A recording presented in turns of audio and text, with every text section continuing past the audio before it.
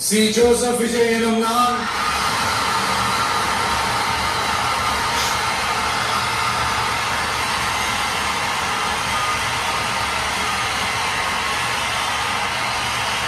சட்டப்படி அமைக்கப்பெற்ற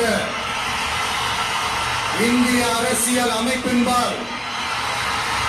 உண்மையான நம்பிக்கையும் மாறா பற்றும் கொண்டிருப்பேன் என்றும் இந்திய நாட்டின் ஒப்பில்லாத முழு முதல் ஆட்சியையும் உரிமையையும் நிலைநிறுத்துவேன் என்றும் தமிழ்நாட்டு அரசின் முதலமைச்சராக உண்மையாகவும் உளச்சான்றின்படியும் என் கடமைகளை நிறைவேற்றுவேன் என்றும் அரசியல் அமைப்பிற்கும் சட்டத்திற்கும் இணங்க அச்சமும் ஒருதலை சார்பும் இன்றி